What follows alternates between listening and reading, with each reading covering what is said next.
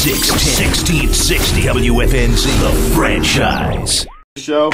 Derrick Brown, got Lucas calling in, giving Gerald a hard time. Derrick, you doing all right? I'm doing good. I'm going to give you the first bill today because Gerald needs some sleep. He looks like he's been going about 4 straight days without any sleep over here. Yeah, he looked tired. It's got to be a thrill to death, though, for both of you. I mean, here's Lucas enjoying his first major golf championship and all that stuff, and that's what he's always played for. For you guys, growing up, playing in the backyard, all the games, all the things, the thrill's got to be the NBA one of these days is where I want to be. Definitely. You know, it's a dream come true. Gerald? Yeah, it's a great thing, man. You know, to dream about it your whole life and finally, you know, getting into it. It's pretty special. Now, how did you guys know each other at all? I mean, I know you played against each other every now and then, but did you know each other at all before last night? We've seen each other around. Yeah, I mean, not like best friends Right. with each other, but we know each other. And because everybody hates Duke, right? Is that the deal? Well, we beat them by 30, so I'm sure. Well, see, he's not a Bobcat. There's a class that they teach on hating Duke with all these Carolina guys. I'm an NC State guy, so I'm out of that mix. You know, Jared, I mentioned this at the gate today at 3 o'clock. This whole Duke, North Carolina thing, you know, it's one thing when you guys go play, and you're in Durham, the other guy's in Chapel Hill, and you guys see each other all year long. The fans can't stand one another. But there's always seems to be a healthy respect amongst the players at Duke and North Carolina. Yeah, you want to beat the other guy and all that stuff, but you see them all the time. To me, it's always been kind of funny how different it is between players as opposed to a fan base. Yeah, it's more like a camaraderie kind of. You know, like you said, there's a general respect because we both understand what the season entails. How much work you put into it, and really the Carolina Duke games only twice a year. You have so many other games that mean so much for your season, and when it's there, it's pretty intense and it's a lot of fun. But it's only twice a year. Are you going to see Tyler and mention to him that hey, remember I went 12, you went 13?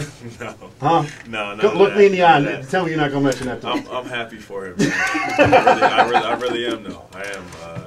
He's a guy I worked out against actually a couple times in this process. So. I'm happy for him. He ran right after me, so it was pretty cool. Derrick, explain to me how you're going to help the Bobcats. Just gonna come in. I'm ready. I'm ready to play. I'm a mature player, versatile, and I'm excited to be here. To be honest with you. See, I get the impression from both because I like the picks. I mean, normally I'll tell you if I think the picks are crazy. I think both you guys can help this team ASAP. And the thing I like about both of you with this team is you don't need the ball. I mean, I know you'd like to get it and score and do your thing, but I can see both of you just clamping down on somebody and getting after them. Yep, am I right? For sure. What I said in the press conference earlier is I just want to contribute. I want to, do anything to help the team. I don't have any huge expectations. So, if that's not scoring, that's fine. I just want to be, a big part of what we're doing. I got to ask you this too, Joe, because you've had some unbelievable dunks this year. Of course, we don't get a chance to see Xavier as much, even though you do have the affiliation with the conference. I mean, with the Charlotte 49ers, all that stuff. But you've had some unfreaking believable dunks this year. But be honest with me, was there a better dunk in the ACC than Teague's up at Maryland? In your opinion? No, that was pretty nice. That was pretty nice. He's really athletic, and I think he dunked over Neal. Yeah, late. Yeah. When it mattered. Yeah, that was pretty cool. His is up there. Your best dunk of the year was what? The one that when you saw it, you even got off the chair and went, hey! Probably at Maryland also when they Nolan Smith got took out by that screen. Yeah, he got me pretty fired up. So the next play I just went down and I had to represent for him, man. Now, when you beat Xavier by 614 points early, because I thought you guys might be in trouble. I thought Xavier might have something for y'all. No, that was a game. We were hyped up for. We knew how good they were, and that was like one of our best games of the season, though. I mean, the first half was unbelievable for us, and he's over here shaking his head. It's like, man, it was like that. Let's not go there. I mean, of all the games you could pick, let's not go down that road. Derrick, what happened in that game? Next question. No, they were on fire. To be honest with you. Where was the defensive intensity of that? I mean, what happened? It was just those games we didn't come out ready. And the reason I ask you this question because I remember leading into that game, I said, I think Xavier's got something. Because I'm not sold on Duke.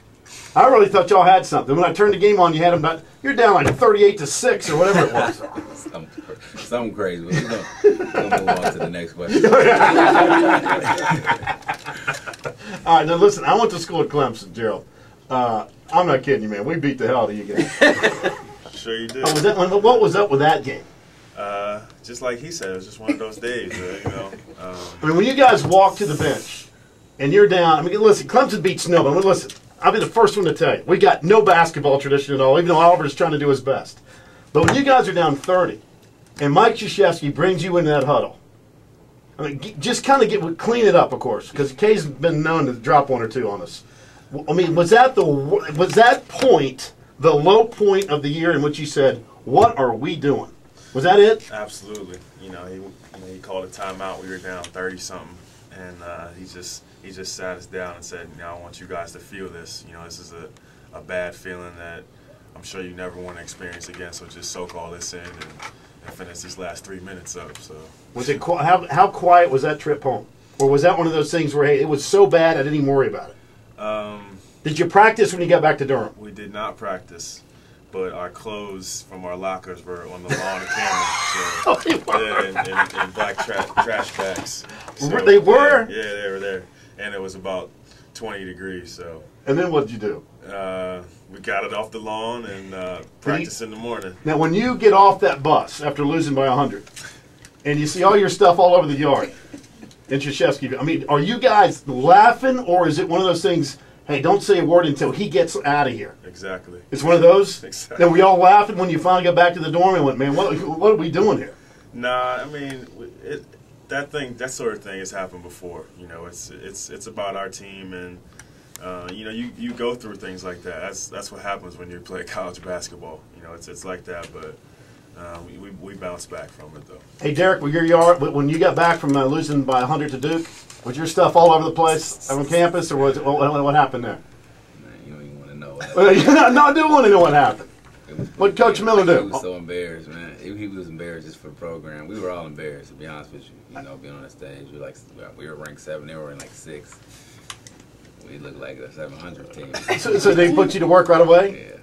We turned it around. And I know you did. But the next practice, was that just absolutely brutal? It was more the film session than anything. Oh, so he starts pointing it out? Oh, man. Like, hey, Derrick, who are you guarding? One of those routines? How'd you let Gerald Henderson do that to you? Was it one of those routines? I don't know if it was that routine. It was something like it. Gerald, when you guys went back to practice after that game, after the Clemson game, was that one of those things where, hey, he got it out of his system, and now let's just get to work, or did he still have the chip on the shoulder when you guys got together the first time? He had the chip on the shoulder. Coach K is the most intense person I've ever met in my life. I've been around, and he was about moving on to the next thing, but our team was at a pretty low point there, so we needed to address some things. See, the reason I ask you that because I've read all of his books. I have not read the Gold Standard yet, which I heard is still out. But I've read all of his books, and he always talks about the most important play is the next play. He doesn't really spend a whole lot of time looking back. He always looks forward to the next thing you could possibly do. So I was just curious, after you got just waylaid like that, if he spent a whole lot of time looking back as opposed to saying, all right, here's what we're going to do. Well, he's all about that. He's all about the next play. That's kind of one of our team mottos. But like I said, we were at a low point there, so you try to move on, but there's certain things you need to address and take care of before the next game. All right, here's what I want to do. Can you guys hang out for one more segment? Sure. Can you do that? Because I know you want to get some rest. We good with that? Okay, I want to take a break here. We'll come back with more with Derrick Brown and Gerald Henderson. Again, many thanks to Lucas Glover, the U.S. Open champ. You guys on the Primetime Radio Network.